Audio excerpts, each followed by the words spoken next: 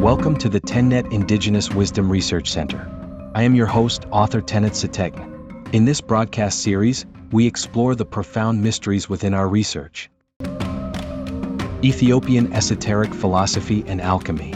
Our journey into channeling hidden wisdom begins now.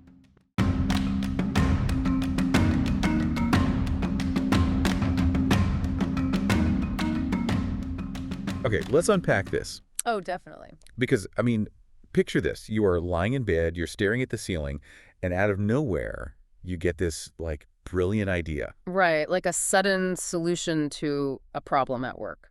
Yeah, exactly. Or maybe a sudden memory you just hadn't thought of in years. And usually, when we talk about a thought like that, there is this heavy expectation of, biology. Yeah. Chemistry. Absolutely. An electrical impulse fires, neurons connect, and a neuroscientist can point at a brain scan and say, hey, there it is. That color right there, that's your thought. Right, which means thought is just an internal process generated by the machinery inside our skulls. Totally self-contained. And honestly, that's comforting. You listening right now, you probably like to feel like the sole author of your own mind. Sure, we all do. But then you step into the worldview of Admesh philosophy, and suddenly that brain scan as well, it's completely missing the point. Yeah, the landscape of the mind we are looking at today is just cosmic. So it's Wednesday, July 15th, 2026. And today on this deep dive, our mission is to explore this staggering perspective from the source materials provided by the Tennet Indigenous Wisdom Research Center in Addis Ababa. Which is such a rich lineage of Ethiopian philosophical thought. It's really fascinating stuff that often gets left out of, mainstream Western academic discussions. It really does.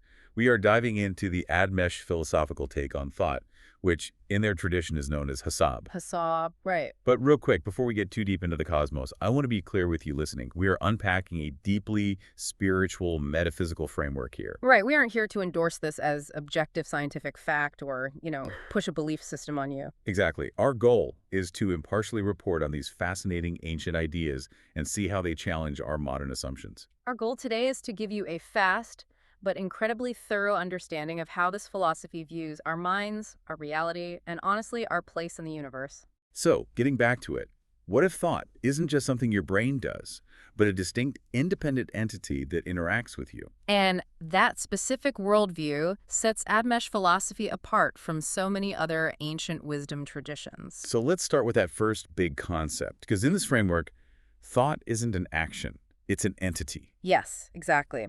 In Admesh philosophy, Hasab, or thought, is actually categorized as one of the 10 great creations. One of the 10 great creations. Right, it's not a byproduct. Specifically, it belongs to the unseen or hidden category of these creations. Okay. It is a living, independent entity, meaning thought exists whether you are currently thinking or not. Okay, I'm going to need to pause and work through this, because my modern brain is definitely struggling a bit here. That's fair. If thought is an external entity, how does it interact with us? Is it a ghost that possesses us? Because earlier we were talking about biology. Does this entity have, cosmic tentacles that plug into our cortex? So instead of thinking of thought as an app running locally on our brain's hardware, it's more like an invisible signal or entity that we are tuning into. Yes, that is a great way to look at it. The texts don't describe it as a possession or some physical plugging in. A better way to conceptualize the mechanism is resonance. Resonance. Right. Think of your brain not as a generator, but as a biological receiver. Okay, a receiver. Exactly. The entity of thought is omnipresent, like a radio wave blanketing a city. But it requires an instrument with the correct structural alignment to tune into it. Oh, I see. And when that alignment happens, when thought rests upon a person, it brings revelation, which in their language is called megalit. Megalit, revelation. That's a word with a lot of baggage. It really is, yeah. Usually when we hear revelation, we think of a sudden download of new information, like a flash of light and suddenly you uncover a massive secret or you remember where you left your keys. It's usually about acquiring new data. Right, but the source material is adamant that we draw a hard line here. Revelation in this context does not mean acquiring new data at all. Wait, really? Not at all. Not at all. It is not about learning a new fact, like memorizing a math equation or a historical date. Okay. Instead, megalit is defined entirely as the expansion of one's perspective, or expanding your view of truth. Oh, wow. So it's not a software update where you just get new files dropped onto your hard drive. No, not exactly. It's more like upgrading the operating system itself so it can process reality at a higher resolution. That's a really solid analogy. Yeah. Yeah, it's not about what you see. It's the lens through which you are seeing it getting wider. The entity of thought grants you a broader field of vision. It expands your capacity to perceive reality in a more truthful way. Exactly. Which makes me think, if revelation is about the capacity to see truth, then it naturally follows that different beings must have different capacities. Oh, absolutely, they too. Right, because a vintage ham radio isn't going to pick up the same signal fidelity as a modern satellite dish. That's a great way to put it. Which naturally leads to asking, where do humans rank in this cosmic scale of revelation? Well, the source breaks down a hierarchy of revelation, and it starts with the animal kingdom. A dog or a bird, they have a certain level of revelation. Okay, so animals are tuning into the signal too. They are. They perceive the world, they understand certain truths about their environment, they know how to survive and navigate. Right. But a human's level of revelation is structured to be vastly greater than that of a dog or a bird. But why does that matter, though? Like, what does that superior revelation actually do for us? Because sometimes I look at human society and think, are we sure we have the superior view of truth? I mean, that's a fair point. We build weapons and stress over taxes, while a bird is just chilling in a tree, completely in harmony with its ecosystem. Right, but Admesh philosophy doesn't frame greater as morally perfect or peaceful. It frames it around the capacity for the existential quest. The existential quest. Yeah. Because of our specific mental structure, humans uniquely seek their creator. We ask those huge existential questions. Like, where did we come from, or where are we going? Exactly. Animals and birds do not embark on this quest because they lack the specific level of revelation to do so. The level of thought that rests upon a bird just doesn't expand its perspective to the point of existential inquiry. Ah, okay. So it's about the scale of the questions we are capable of asking. Are we at the top of the chart then? Are humans the ultimate receivers for this entity of thought? No, not even close, actually. Oh, we aren't. No. What's fascinating here is that the text introduces beings known as the Creawanach. Creawanach. Yes. These are great beings that exist in the heavenly realms. They're often considered the hands of wisdom. Hands of wisdom. Right, because within this worldview, they're the entities that actually built much of creation, and their level of revelation vastly, vastly exceeds human capacity. The gap between their perspective of truth and ours is immense. Exactly. We aren't anywhere near their level. So humans are basically perfectly situated in the middle. We are above the animals, equipped with just enough revelation to seek our creator, but we're looking way up at these celestial beings. Right. We are transitional beings in this framework. Okay, that makes sense. But it brings up a really practical question. How exactly does this thought interact with us on a daily basis to provide this revelation? Well, there are specific mechanisms. Because I'm not having cosmic epiphanies while I'm stuck in traffic, you know. Right, and the Admesh scholars account for that. The source material outlines that thought has 4 distinct phases or directions through which it brings revelation to humans. 4 phases of thought. Yes, and these can manifest all at once, or they can operate individually depending on the situation. Okay, let's walk through the mechanics of these. What is the first phase? The first phase is called relative thought, or Hierarchies.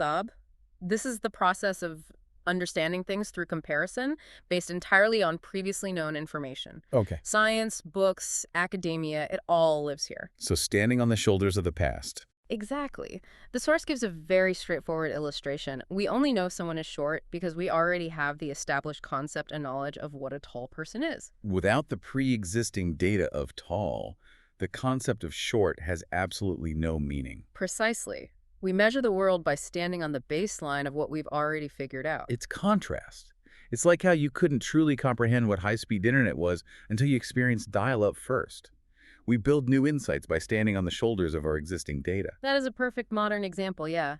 Contrast is the engine of relative thought. But wait, if we only understand things based on the past, how do we ever evaluate something completely new? Doesn't that trap us? Which is precisely why relative thought is only the first phase. That question leads naturally into the second phase, which is discovery-based or contextual thought called Hierarchies. Hierarchies. And how does this one work? This phase operates by drawing conclusions based only on the current, immediate state of things, ignoring the past or the future entirely. It is highly temporal. Ignoring the past entirely. That feels incredibly difficult to do. Can you ground that in a real-world example from the texts? Yeah, the source uses societal beauty standards to explain this. If a society says someone is beautiful, they're using the specific measurements and ideas accepted at that exact time. Right, because beauty standards change wildly. Exactly. If you went backward or forward in time, the measurement of beauty would be entirely different. That makes total sense. If we connect this to the bigger picture, this phase of thought shows us that some truths are purely situational and contextual to the era we live in. Okay, so relative and contextual thought seem heavily tied to our physical, earthly interactions.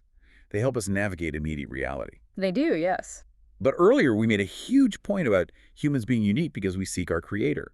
So how does thought help us understand the unseen or connect to the creator we mentioned earlier? That requires transitioning to the unseen, which brings us to the third phase, symbolic thought or Hiwayan. Symbolic thought. Yes. This is defined as using the visible physical world to understand the invisible celestial world, reaching the unknown by standing on the known. Okay, using symbols. What does that actually look like in practice, though? Well, the source references a concept, which it notes is from a part 5 in their teachings, that every physical creation has a prior heavenly blueprint. A heavenly blueprint, like architecture. Exactly like architecture. Before a house is physically built on Earth, its blueprint or likeness already existed in the mind. Oh, wow. Right. Symbolic thought allows us to look at the earthly house and understand the unseen blueprint behind it. So you look at the physical world not just for what it is practically, but as a shadow of a higher reality. Right. You are tracing the physical reality back up to the heavenly realms, back to those Kreawanok, those hands of wisdom we talked about. That is profound. Obviously, the mechanism by which we seek the creator, by reading the physical world. But humans are really good at hallucinating patterns, like seeing faces in toast. What if we project meaning that isn't there?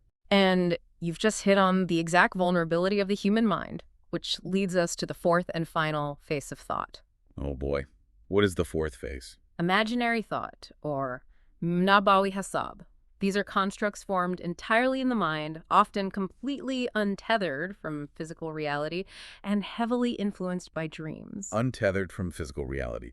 The source frames this as a bad thing. It warns about the danger, yeah. The text gives a really relatable example.